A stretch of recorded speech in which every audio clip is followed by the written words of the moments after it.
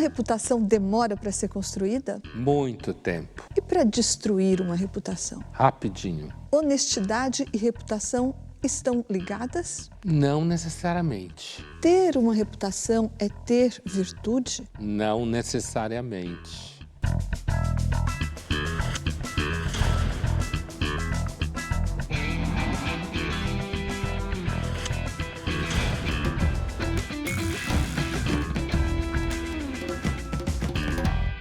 Estamos iniciando mais uma edição do Linhas Cruzadas, hoje falando sobre reputação. Quanto vale a sua? Oi, Pondé.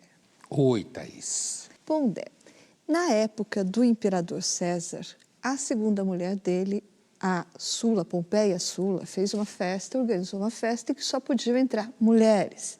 Mas aí um romano, que estava afim dela, conseguiu se disfarçar de mulher, entrou na festa, foi pego, foi um pequeno escândalo, não aconteceu nada demais, nada além disso, mas o Júlio César rejeitou a mulher dele, rejeitou publicamente, separou-se dela. E a alegação resultou naquela frase que até hoje é repetida. A mulher de César não basta ser honesta, ela tem de parecer honesta. Então eu te pergunto, isso vale só para as mulheres de Césares? Isso é verdade? Você concorda com essa frase? É claro que pessoas de coração estreito vão achar que essa frase é patriarcal, misógina, machista. E lá no contexto até pode-se dizer que sim, né? Mas como toda grande frase, ela encerra uma questão muito maior, que é a relação entre ser e parecer, que é uma das coisas mais antigas que se discute em filosofia, moral, política. E política, veja só, né? Esquece sexo, mulher, homem, nada disso. Então, essa frase do César, ela evidentemente transcende o problema de uma mulher ser honesta e, de repente, parecer que não é honesta. E ela fala que, nas relações humanas, as relações humanas têm uma dificuldade estrutural. Essa dificuldade estrutural implica em que você pode ter um tipo de natureza, né? O tal do ser, e não ser evidente para quem está olhando. Porque a moral e a ética dependem muito do olho de quem está vendo. É isso que essa frase quer dizer, independente do contexto do que aconteceu. É evidente que durante muito tempo sempre foi considerado enorme humilhação para o marido se a sua mulher o trai. Até hoje, né? Essa é uma questão que provavelmente data da pré-história, tem a ver com confiança, com geração de filhos, mas isso não nos interessa aqui. Mas sim, Thaís, eu acho que essa frase, até hoje, ela é tão forte que pessoas com repertório sabem muito bem o que ela significa. Você pode soltar isso numa reunião de trabalho que não tem nada a ver com mulher casada. Você fala, ó, pessoal, lembre que a mulher de César não basta ser honesta, hein? Ela tem que parecer honesta, então vamos lá no marketing. Então isso quer dizer, Pondé, que a reputação seria tão importante quanto a virtude em si. Mas isso não encerra uma certa ironia, significando, por exemplo, que talvez nem a reputação e nem a virtude sejam autênticas? Sem dúvida nenhuma, porque assim, a ironia está no fato de que se eu chegar a concluir que uma virtude que não pareça virtude não vale nada, eu posso estar pavimentando o caminho para conclusões do tipo, se a virtude é invisível e o que a torna visível é a aparência, então vamos todos à aparência. E apesar de que pessoas, às vezes cínicas, ou alguns jovens que sofrem desilusões, né, podem chegar a essa conclusão de que, então vamos mentir. Tem mentira no mundo, então não vale nada você não tentar ser mentiroso. Esse tipo de atitude seguramente gera muitos problemas. Mas quando César a proferiu, ele estava sendo cínico, irônico? O César tinha muita noção do ambiente palaciano né? Muita noção. E ele tinha muita noção de que mesmo que a mulher dele fosse honesta, se ela foi pega conversando com um cara que sabiamente estava dando em cima dela, né? Que sabiamente se vestiu de mulher porque não podia entrar nenhum cara na festa, que era para pegá-la, e ela conversou com ele ou esteve com ele, é evidente que ficou parecendo que ela estava dando uma deixa para o cara, né? E aí eu acho que o César estava sendo bem sério, apesar de que ele estava fazendo ironia com o comportamento geral da vida palaciana.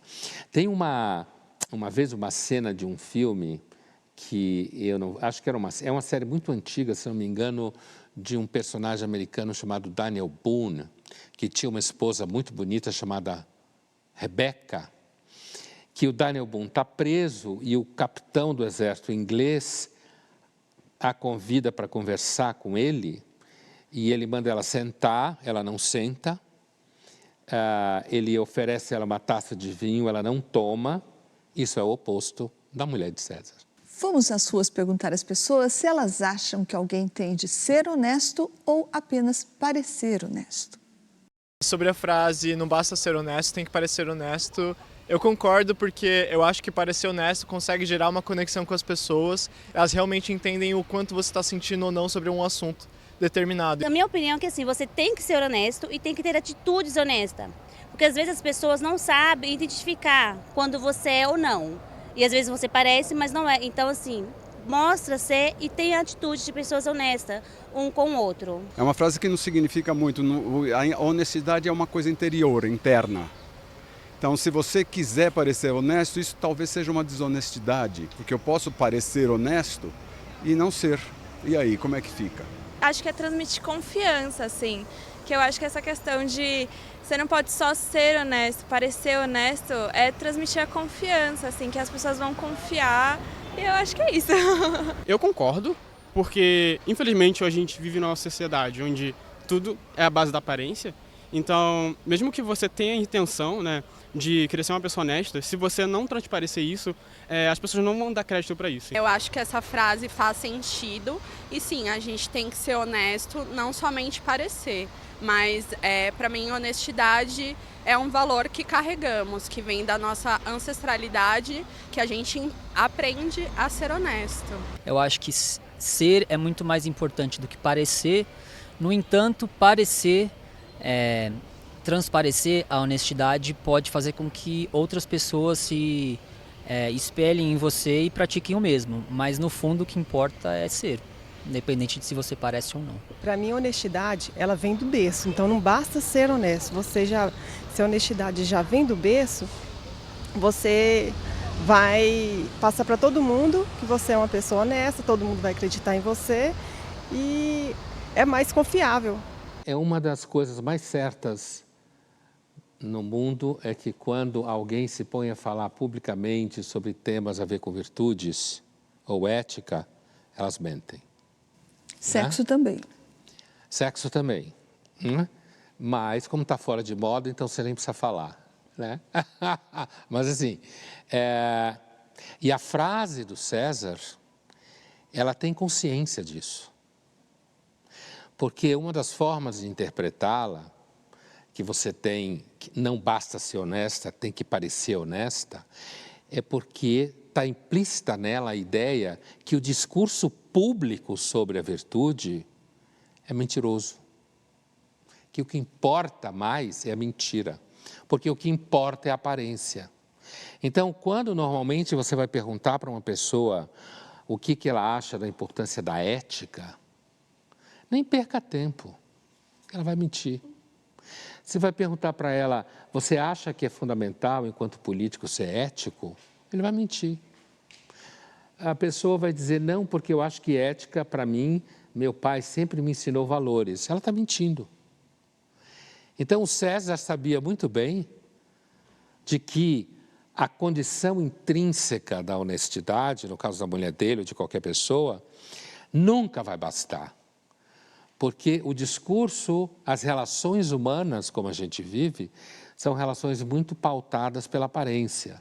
Mas, Pondé, Júlio César era o imperador. O fato dele querer que a mulher dele parecesse honesta, aparentemente, tem a ver com o fato de ele ter uma importante posição pública. Por que agora você diz, e com razão, que quando a pergunta se refere a virtudes, todos querem parecer virtuosos, Césares e não Césares? Por que as pessoas têm tanta preocupação em parecer virtuosos, em carregar uma boa reputação? Vamos ficar nos virtuosos, vai? Por que as pessoas precisam parecer virtuosas? Porque justamente na hora que elas são postas a responder perguntas dessa forma, desse tipo, elas não são imperador de Roma. Mas naquele momento, ela é um pequeno imperador. Mas por que ela faz questão de ser virtuosa? Por que ela pode simplesmente... Por que as pessoas não dizem simplesmente que não querem parecer virtuosas? Qual a importância de aparentar virtude hoje? Hoje, talvez mais do que nunca. Porque, no caso que você está na frente da câmera, isso está gravado, isso se torna público, você tem família, você tem namorado, você tem namorada. Então, o convívio social pressupõe a expectativa que você, sendo uma pessoa sociável, que você será boa, que você terá bons valores, que você... As pessoas falam, não, porque tem que respeitar o próximo. Se não respeitar o próximo, não vai ser legal. É necessário no convívio social você ter um certo grau de mentira. Então você ofere com isso ganhos, por exemplo, políticos, ganhos afetivos, de toda ordem? Você ofere ganhos de segurança nas relações, de que as pessoas podem vir a confiar em você, né? É por isso que, inclusive, é tão difícil quando você tem um certo consenso, porque hoje há um consenso muito poderoso por conta de todas as mídias sociais e o fato de que a vida é muito publicizada, certo? Você tem uma pressão muito grande para que todo mundo passe a ideia de que é uma pessoa legal. Isso é muito forte, porque isso é marketing pessoal, né? Quando o mundo era menos visível, você até podia se dar o luxo de não ser tão legal assim. Hoje, se você demorar a responder uma pergunta do tipo, você acha que o que está acontecendo na Amazônia é um absurdo? Se você demorar um segundo a mais, já se ferrou. Se você quiser, de alguma forma, tornar a discussão um pouco mais complexa, perdeu o emprego, o patrocínio e é cancelado. Linhas Cruzadas volta já já e no próximo bloco nós vamos discutir. Alguém que se tornasse invisível continuaria a ser e agir de forma honesta?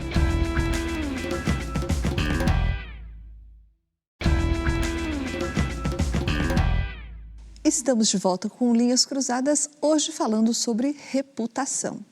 E agora nós vamos ver uma reportagem em que o filósofo e economista Eduardo Gianetti fala sobre o mito grego do Anel de Giges. O que você faz quando ninguém te vê fazendo? Ou o que você queria fazer se ninguém pudesse te ver? O Anel de Giges é uma fábula contada na República de Platão. E Glaucon está provocando Sócrates, que é, como sempre, o protagonista, que estava defendendo a tese de que há uma convergência entre ética e felicidade. A ideia do Sócrates é que a pessoa mais feliz é aquela mais plenamente ética. Giges é um camponês, uma pessoa humilde, ele encontra um cadáver portando um anel. O Giges retira o anel do dedo do cadáver, volta para a superfície e a vida dele continua normal. Um dia ele vai numa reunião, na verdade uma assembleia de camponeses, e começa a brincar com o anel no dedo. E ele percebe que quando ele gira o anel para dentro, o engaste do anel para dentro da mão, as pessoas começam a falar dele como se ele não estivesse lá. E quando ele gira o anel de volta, as pessoas começam a falar dele como se ele estivesse lá. Ele fica novamente visível. Ele faz várias vezes a experiência e sempre funciona. O Giges percebe que tem um poder extraordinário na mão. O que ele faz em seguida? Ele se faz eleger na Assembleia como representante dos camponeses para ir à capital da Lídia, chamada Sardes. Chegando à capital, ele seduz a rainha e, com a cumplicidade da rainha, sempre usando o anel, ele assassina o rei Candaules e se torna o novo soberano da Lídia. Ele se torna um homem extraordinariamente poderoso e rico. Bom, nós estávamos indo para Minas Gerais e paramos numa parada de beira de estrada. Aí quando eu entrei, tinha um assento. Eu ia sentar, que eu estava com um bebê no colo, e tinha um celular bem ali esperando. Eu falei, nossa, alguém esqueceu o celular. Imediatamente minha reação foi pegar e olhar ao redor, se tinha alguém procurando, né, um aparelho. Então eu resolvi ver se estava desbloqueado, esperar um pouquinho para que alguém ligasse também. Como ninguém ligou, eu resolvi ligar para um número que estava na lista recente. E o dono do aparelho conseguiu voltar, né? Ele já tinha seguido viagem, conseguiu voltar para recuperar o aparelho. Aí entreguei em mãos. A alma do Giges, segundo Sócrates, ela reflete a sociedade corrupta em que ela se formou. O Platão foi o filósofo que primeiro teve essa ideia de que o que as pessoas são depende muito do contexto dentro do qual elas nasceram e foram criadas. Se você não mudar esse contexto, a estrutura, as pessoas vão continuar vindo ao mundo como Giges. Carolina pinta as unhas ruídas de vermelho. Em vez de estudar, fica fazendo poses nua no espelho. Parece estranho, mas podia ser. Será que as pessoas, tendo a opção, não prefeririam ser felizes pelas razões certas? Fazendo o que você queria fazer se ninguém pudesse te ver. A ideia de uma sociedade em que, será que os seres humanos não optariam por uma vida em que eles pudessem ser felizes pelas razões certas? Seguramente alguém pediria a palavra e poria em questão o que você quer dizer por uma razão certa. E essa pessoa provavelmente seria um filósofo, né? Porque é justamente o tipo de pergunta que filósofo faz. Agora, andando para trás, a história do rapaz entrevistado, né? Eu estava até acompanhando com interesse para ver onde ia acabar.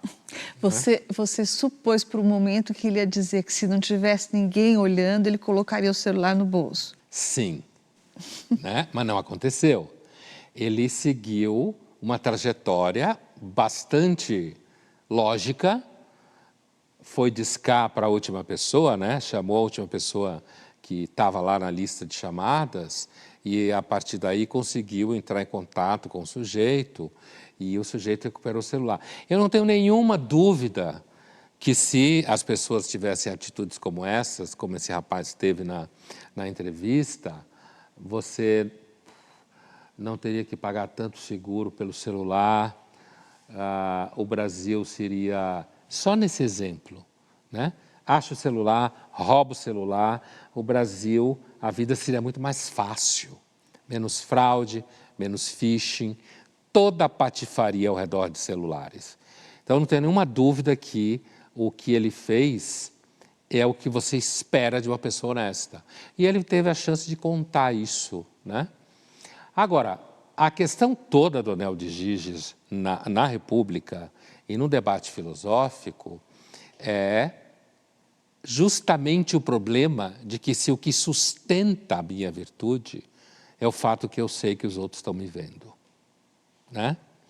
E que, se ninguém está vendo o que eu estou fazendo, então eu posso, de repente, não ser tão ético assim. Por isso que tem gente, inclusive, eu já vi gente dando essa definição de ética como aquilo que você faz quando ninguém está te vendo. Ou seja, só é ético aquilo que você faz portando o anel de Giges. Mas, Pondé, eu entendo. Então, essa também é a suposição do Glauco, né, segundo Platão relata. Também é o que suporia Freud. Mas tem algumas coisas que contradizem essa premissa. Por exemplo, tem esse estudo famoso que foi baseado no fato de que até 2002, por uma brecha legal qualquer, as missões da ONU no mundo, os responsáveis por missões da ONU, tinham passe livre para estacionar, inclusive em lugares proibidos. E daí, esses dois autores do Economic Gangsters, o Ray Fisman e o Edward Miguel. Economic Gangsters? Economic Adorei Gangsters isso. é o nome do livro, É um sem livro. tradução.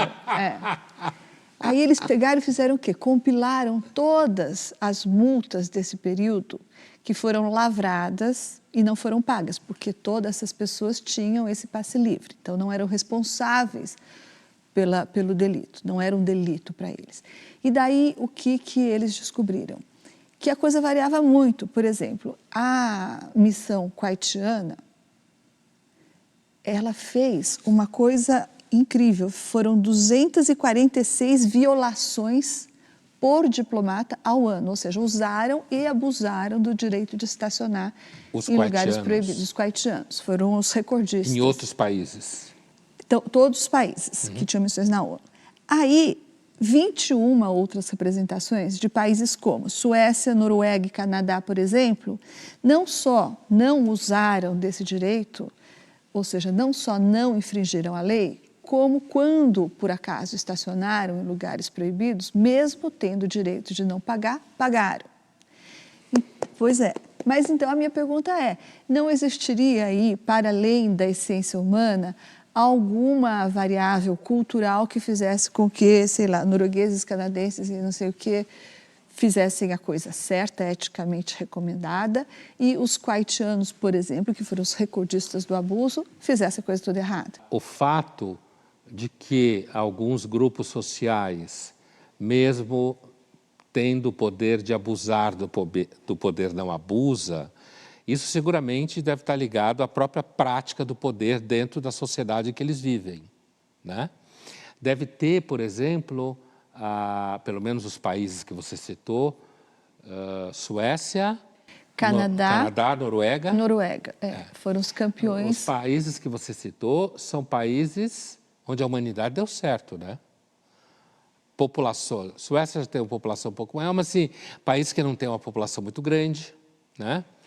Países que são ajudados, inclusive, com um clima desgraçado e faz com que muita gente não queira emigrar para lá. Hoje já emigra porque são excelentes lugares, mas a priori não se ia. Então, o que eu quero dizer é o seguinte, sim, eu acho que em determinadas situações, dependendo do ambiente onde você cresce, dependendo, inclusive, do nível de punidade, caso você faça uma coisa errada, certo?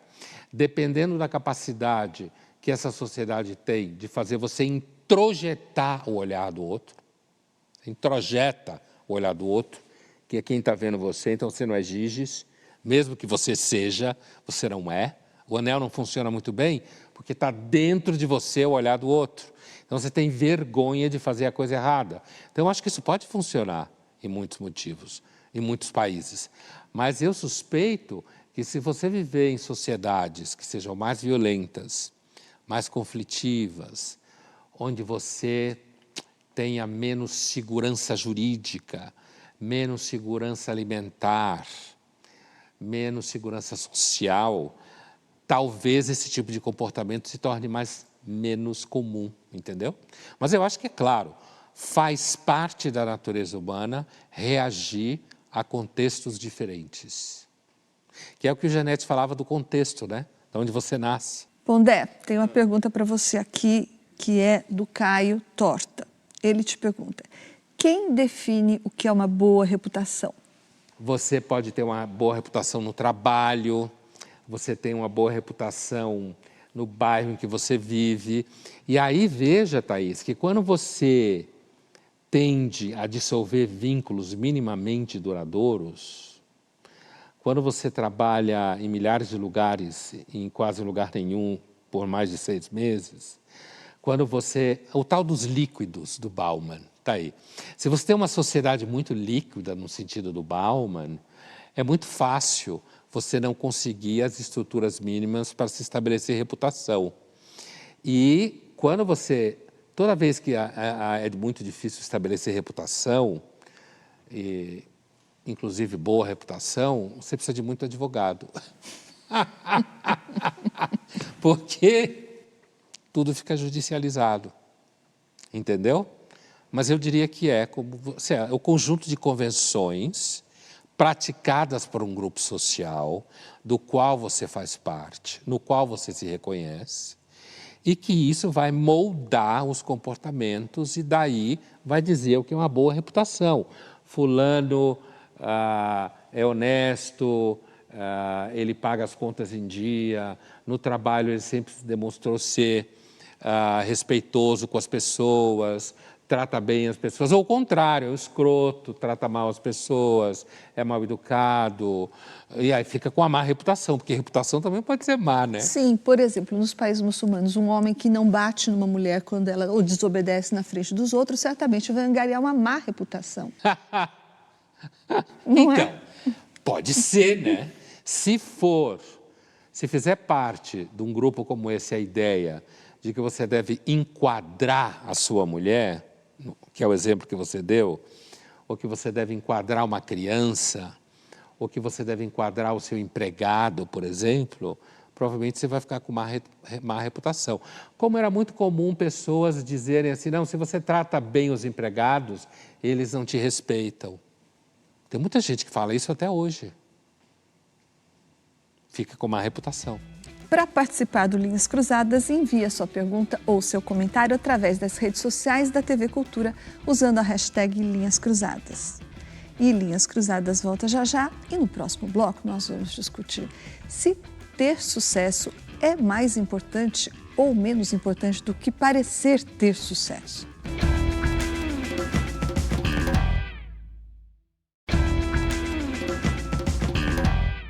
Estamos de volta com Linhas Cruzadas, hoje falando sobre reputação.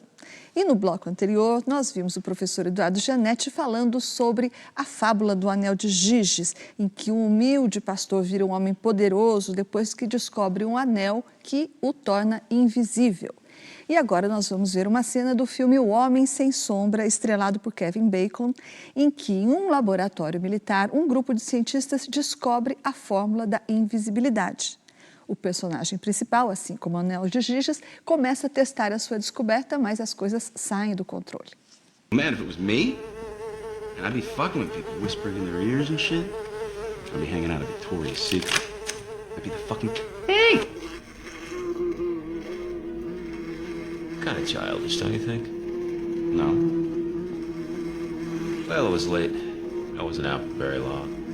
Did you see anybody? What's this one girl? Yeah? Did you mess with her? Well, maybe I scared her a little. Yeah? How'd that feel? I liked it. Nice.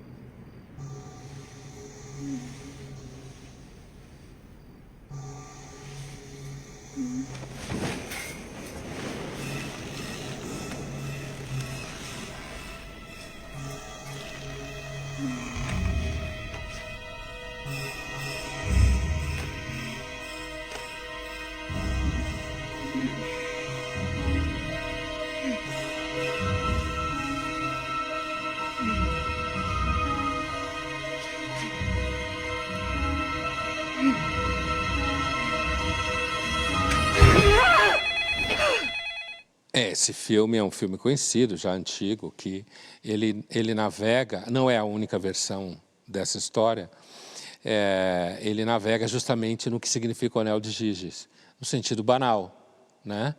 O personagem do Kevin Bacon, ele vai degenerando moralmente, né? E ele vai fazendo coisas como essa daí, e ele vai virando, de fato, bad guy, digamos assim, né? E isso, internamente, ele vai começando a perceber que ele tem um poder enorme, inclusive consegue matar mosca daquele jeito, porque a mosca não o vê, né? E, portanto, a suspeita de que para a manutenção de uma certa sanidade moral, para não dizer mental, que no filme também chega nisso, mas assim, para você manter uma certa sanidade moral, é fundamental que você não tenha um anel de Giges com você, ou seja, que você não fique invisível. Mas, por outro lado, você falou em degenerar. Essa visibilidade não serve também para te manter dentro da linha? Do contrário, você degenera? É exatamente isso. Quer dizer, manter você dentro da linha na medida em que você é visível, certo? Isso garante uma certa sanidade moral. O que significa que a sanidade moral depende, em algum grau, do fato de que as pessoas veem você. A verdade é que, desde a hipótese do Giges, quer dizer, há sempre uma suspeita de que o comportamento moral depende de um certo enquadramento concreto do grupo em que você vive. Isso não garante a moral, enquanto tal. O que é que eu quero dizer com isso? Eu quero dizer que, às vezes, se um consenso do grupo for um consenso que a gente pode dizer que é, por exemplo, um consenso imoral, por exemplo, o livro A Letra Escarlate, Nathaniel Hawthorne, puritano-americano, a história de uma mulher que é casada, o marido está fora, ela é casada, ela se apaixona pelo pastor, o pastor por ela, os dois têm um caso, é descoberto, e aí ela é obrigada a usar um A, né? Escarlate, daí o nome, a letra escarlate na roupa, para mostrar que ela é adúltera. Então, todo mundo aponta o dedo para ela, diz que ela é adúltera, e aí ela sofre, não sei o quê. A discussão é, em que medida as pessoas que apontam o dedo para ela dizendo que ela é adúltera também não são hipócritas, e muitas daquelas mulheres, de repente, adorariam ficar com o pastor, que era o gato da cidade, certo? E aí humilham ela, obrigam ela a usar um A escarlate para mostrar que ela é adúltera, mas a verdade elas, no fundo, queriam fazer a mesma coisa que ela. E se a moral, muitas vezes, nada mais for do que um tênue fio em que mesmo que você esteja morrendo de vontade de fazer aquilo e a outra pessoa também esteja à vontade de fazer aquilo com você, você tem vergonha da opinião pública, vergonha dos danos que você vai passar, da humilhação que você vai ter, dos bens que você poderá perder, e aí você age de forma moral. E se a moral não fosse simplesmente um conjunto de virtudes lindas e maravilhosas? Mas apenas um freio ou um controle social? Eu não estou nem negando, de novo na esteira de um certo cristianismo, de que a preocupação com a retidão do coração, aquela discussão paulina, né, típica do cristianismo antigo, que é a discussão do Paulo, que é um judeu, discutindo com os judeus que consideravam suficientes realizar a lei, mas que o coração não estava na realização da lei, que é um tema que o cristianismo trouxe desde Paulo, e que é um tema bastante sério, né? Que nasce dentro do judaísmo. Quer dizer, que importa se eu realizo o bem, se o meu coração não está no lugar certo na hora que eu estou realizando o bem. Se eu estou fazendo aquilo simplesmente para acharem que eu sou legal, me darem prêmios, ou seja, participar do circo do mundo. O que eu estou dizendo é que a moral pode tanto ser a indagação paulina, que vai fazer história dentro do cristianismo de várias formas, quanto ela também pode ser aquilo que se chama ética da vergonha. O que importa é não passar vergonha. O que importa é não saberem que o cara pegou a mulher do César. O que vale é o que está no seu coração. Por quê? Porque Deus vê o seu coração. Então, se você estiver só preocupado com a vergonha, não vai funcionar. Porque, inclusive, às vezes, para você poder, então, ser virtuoso, você talvez tenha que passar por vergonha pública. Então, não tem uma matemática nisso daí. Tem elementos que fazem parte do pacote. E, sem dúvida nenhuma, o grupo social ao qual você pertence é uma variável fundamental para o comportamento moral, inclusive na repressão de casos, como se diz, de infidelidade em casamentos. Seja do homem, seja da mulher, a repressão à infidelidade, no sentido de que se você não reprimir a infidelidade, a família pode ir para o saco, os filhos sofrerem e tudo mais. Vamos agora para o nosso jogo rápido. Pondé, você diria que a reputação de um homem branco, cis, heterossexual é mais fácil de destruir do que a reputação de uma mulher negra, trans e lésbica? Hoje, talvez sim, sem dúvida. Eu retiraria o talvez. Mas, de qualquer forma, continua a depender do contexto em que você está falando, né? Dependendo do ambiente em que você estiver vivendo, por exemplo, se você pensar numa sociedade, trabalhando com clichês, uma sociedade interior, um ambiente em que você tem massivamente uma população branca, onde você tem massivamente pessoas de aderência a formas cristãs evangélicas muito conservadoras, talvez seja muito fácil destruir a reputação de uma mulher negra que de repente se assume como lésbica. Agora, se a gente estiver falando do ambiente em que a gente vive, em São Paulo, em grande parte dos Estados Unidos, nas costas, nas capitais, pessoas que trabalham com conteúdo, filósofo, jornalista, intelectual, quem trabalha em televisão, sabe essa bolha em que a gente vive? Sem dúvida nenhuma, é muito mais fácil destruir a reputação de um cara cis, branco, heterossexual. Thaís, o que é mais importante para a reputação? Fazer política ou ser competente? Pondé, o que a realidade mostra é que tanto uma quanto a outra coisa funcionam, né? E às vezes mais uma do que outra. Por exemplo, eu penso em médicos, casos famosos, já ruidosos, que eclodiram e que mostram pessoas profissionais da medicina que gozaram por um longo tempo de altíssima e boa reputação, serem revelados na sua mais sórdida inteireza, né? Pondé, o que a gente deve fazer para ter certeza que uma pessoa que goza de boa reputação, de fato, é uma pessoa que merece gozar de boa reputação? Por exemplo, ver se ela fica se elogiando muito o tempo todo. Se ela fica... Tem um ditado em inglês eu quero dizer dos ingleses mesmo, britânicos, que é mais ou menos o seguinte: nenhum cavalheiro, nenhum gentleman jamais se referirá a ele mesmo como gentleman.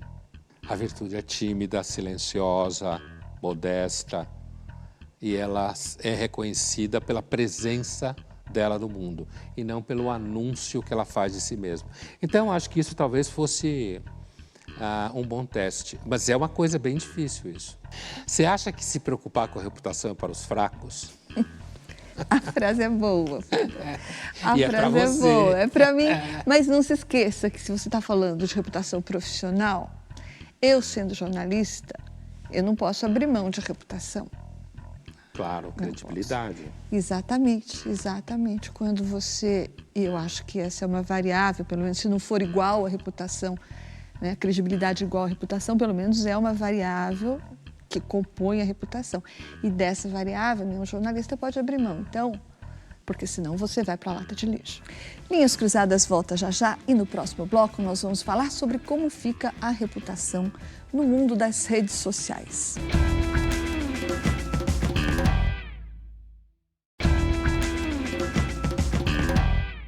Estamos de volta com Linhas Cruzadas, hoje falando sobre reputação. E Pondé, lá no começo do programa, você falou que reputação é uma coisa que se demora muito tempo para construir, mas muito pouco tempo para se destruir. Em que medida a internet acelerou ainda mais o processo da destruição ou da construção? Olha, acho que a internet já entrou numa fase em que você não consegue nem ser mais binária, nesse assunto, sabe? Porque, primeiro que uma coisa que você pode supor que vai destruir a reputação, de repente não destrói. Depois porque a internet, ela tem territórios dentro dela. Então, um determinado grupo pode atacar você e um outro grupo pode se lançar na sua defesa. E para que isso funcione, que no Brasil funciona mal, porque é pobre, você precisa ter dinheiro, que os Estados Unidos têm, para fazer com que certos nichos salve pessoas que naquele nicho está sendo destruída, mas que ela seja recuperada pelo fato de que ela está dando retorno do lado de cá. Isso é uma coisa que no Brasil é mais difícil, né? Então, o que eu estou dizendo é o seguinte, a internet, ela sem dúvida nenhuma destrói a reputação. E a reputação que ela constrói também pode ser muito frágil. Porque hoje ela está funcionando, amanhã não está mais, né? Aliás, isso é uma das coisas que faz com que a internet, as redes sociais, mais precisamente, sejam tão patogênica para jovens em geral. Porque uma hora está tudo bem e, de repente, alguma coisa que você falou, que postaram, que fotografaram, ou alguma coisa que aconteceu com você, de repente você vai para o saco, né? Você pode, por exemplo, ser sempre amigo de uma pessoa, estar sempre junto com ela nas redes sociais, o que acontece e tal, de repente você desaparece das postagens dela, todo mundo sabe que vocês brigaram. Mas, falando em reputação, me parece que reputação é alguma coisa justamente que não é efêmera, não é por definição, reputação seria uma coisa conquistada no longo prazo. Como é que a reputação pode ser construída num ambiente tão efêmero quanto da internet? Não pode. É uma reputação líquida, para falar como o Bauman. É tipicamente um caso de reputação líquida, que é uma contradição em termos, né? Porque a ideia de reputação seria uma construção sólida, inclusive uma má reputação. Demora-se para construir. Uma má reputação sólida, né? Que não seja simplesmente maledicência, né? Também é alguma coisa que você tem que investir ao longo da vida, né? Provas e mais provas de mau caratismo. Você tem que ter provas lá de mau caratismo, que você fez coisas erradas, que você é uma pessoa fraca, não consegue se controlar, sei lá. Toda uma gama de situações em que você prova que você não tem caráter. Afinal de contas, o que é ter caráter? Ter caráter é você resistir às tentações. Você está falando agora do mau caratismo. Mau caratismo, então o que são os pecados morais, permanecem ou mesmo pecados os morais. dramas morais, ou como resolver os comportamentos morais. Sabe esse debate todo? Não há evolução nisso. Pode haver transformações aqui, transformações ali, que inclusive pode voltar ao que era antes. E nas redes sociais, Thaís, as redes sociais elas são caracterizadas justamente por operar em velocidade, aceleração, em troca rápida de posição, justamente porque você tem milhões de pessoas agindo. E com a ferramenta do anonimato. Claro, que ajuda mais ainda, né? Porque tá aí uma coisa difícil de você construir, é reputação, se não sabem o que você está fazendo e que é você que está fazendo. Como assim? Não entendi. Não, para você ter uma reputação, ou uma boa reputação, é necessário que as pessoas vejam você agindo, saibam que é você. Isso quer dizer que não é possível construir uma reputação boa ou má não estando visível, por exemplo, nas redes sociais? Exatamente. O ambiente tende a ser diluído. Qualquer coisa se transforma a qualquer momento. Mas aqui, no final das contas, o que está em jogo nas redes sociais não é propriamente reputação no sentido que entende, por exemplo, a história de Giges, ou que entende qualquer pessoa que discuta, por exemplo, a questão da mulher de César, como a gente falava no começo da conversa. O que está em jogo nas redes sociais é você monetizar o engajamento que você tem. O que está em jogo nas redes sociais é você ganhar dinheiro, certo? E, portanto, isso não implica necessariamente que você vai construir uma reputação sólida, porque construir reputação sólida nas redes sociais é quase impossível. Quando você larga, já dependendo de redes sociais, né? Você já larga num ambiente extremamente líquido, escorregadio, efêmero. É um ambiente que é volátil, o oposto do que seja perene, né? Então, esse ambiente todo de balada que tem nas redes sociais, sabe? Porque as redes sociais é uma balada contínua, né? Essa história, inclusive, das propagandas e tal, esse não é um ambiente onde você discute reputação. Reputação, você está discutindo algo sólido. É Deus ou o diabo, e ambos são consistentes. Então, a angústia das novas gerações será deparar-se com essa efemeridade e lidar com isso de uma maneira sólida. Não vejo se tem maneira sólida de lidar com isso. É mais ou menos como você querer segurar água nas mãos. Sempre vai escapar. Vamos ver agora uma cena do filme Nada a Esconder, que conta a história de alguns casais que se reúnem para o jantar e, durante esse evento, revelam alguns segredos. Vamos ver. Ah bah dans ce cas-là, n'hésite pas à en prendre, hein. Fais-toi plaisir. Oh, quelle conne. Oh, elle est belle. Non mais heureusement que c'est pas du biodynamique, hein, parce qu'en plus de faire les tâches, il paraît que ça fait des trous. Bon, viens dans la cuisine, je vais te mettre de l'eau. Non, mais c'est bon là. Mais non, c'est- ça va Mais tacher, sinon, viens. je vais changer de chemise. Viens, d'abord il faut que je te mette de l'eau, sinon ça va être taché. Bon, Bah ok. viens. Elle est maladroite. Elle est morte la chemise sur mesure, hein. Quoi? Non. C'est fait. J'avais dit non. En même temps, Pour cet été, du rafting en Ardèche. Mais enfin, Marco, tu sais pas nager. Et puis si Très je suis juste. enceinte, je suis maladroite. Hein. Je suis désolée.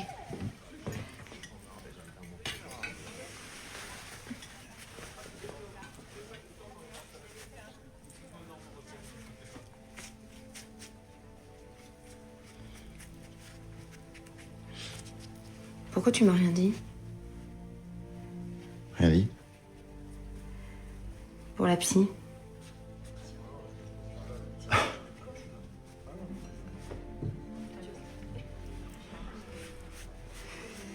C'est qui? Je la connais? Non. Tu la vois depuis combien de temps? 6 mois.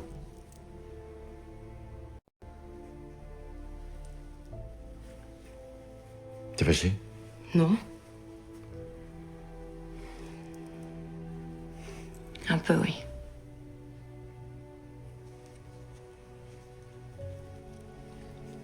C'est quoi qui t'a décidé? Je sais pas, plein de choses. Mais surtout, je veux pas qu'on finisse comme Ken et Barbie. Toi avec des seins en plastique et moi sans couilles.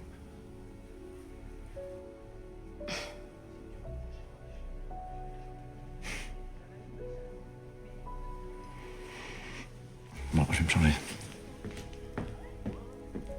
Esse filme, aparentemente, é uma situação em que amigos se encontram e resolvem fazer um jogo de celular, certo? O que, na verdade, é uma versão digital do velho jogo da verdade. Lembra desse jogo de criança, adolescente? Que normalmente você fazia ou para ferrar alguém ou para pegar alguém. Você queria pegar. Então, eles põem o celular lá e quem o celular toca, a outra pessoa atende. Imagine o suicídio de reputação que é uma coisa como essa, né? Mas a cena específica, que leva mais tempo, da mulher limpando o vinho, que ela derruba de repente nele, né? E ela começa a questioná-lo, afinal de contas, por que ele está fazendo terapia, né? E ele não contou para ela. Isso é bastante verossímil, quer dizer, primeiro, homens não são conhecidos por irem fazer terapia. Depois, mulheres casadas com maridos, né, ou seja lá o que for e tal, normalmente assumem que a cabeça de um homem é chata como uma mesa, assim, né? Que não tem nenhuma reentrância e saliência, nada complexo que mereça uma terapia. E que se tiver alguma coisa complexa que precise de uma terapia... Esse problema atende pelo nome de outra mulher. Exatamente. Chama-se Tenho Outra Mulher na vida dele e ele está querendo arrumar um jeito de falar para mim isso e dizer que ele vai embora com essa outra mulher. Então, a reação, independente do jogo todo, a reação da mulher limpando a roupa dele, mesmo que seja só uma terapeuta, porque além do mais, uma terapeuta, não podia ser um terapeuta, né? Uma terapeuta, sem ela saber, significa que o cara, de alguma forma, tem uma vida secreta. E uma vida secreta em que ele pode ter profundidade. E nada pode meter mais medo de uma mulher do que um homem com profundidade. Porque sai do normal, sabe? Homem só quer saber de futebol, mulher nua, não sei o que e tal. Sabe aquela piada? Venha pelada e traga uma cerveja. Se a coisa for um pouco mais complexa do que isso, e você vai parar na terapia, isso pode, de fato, meter medo. Então, essa cena parece quebrar a ideia de que um homem nunca é capaz de ter uma vida subjetiva tal que ele precise ter terapia, buscar uma terapeuta e, quem sabe, sair de um casamento porque ele achou que está na hora dele sair. E o que isso tem a ver com reputação, que é o tema do nosso programa? Tem a ver com como você destruir sua reputação sendo um idiota. Você não precisa fazer esse jogo, entendeu? Celular é reconhecidamente um buraco negro como o universo, que atrai tudo para o inferno, certo? Então, você expor o seu celular diante de outras pessoas e diante do seu marido, mulher, namorado, namorada, é evidentemente cometer um suicídio de reputação. O que prova que provavelmente hoje em dia um monte de gente não tem a mínima ideia do que é reputação. Senão não identificava no celular o grande inimigo de qualquer reputação. Esconda seu celular se você quer continuar a ter reputação. Linhas Cruzadas fica por aqui, mas na semana que vem a gente está de volta.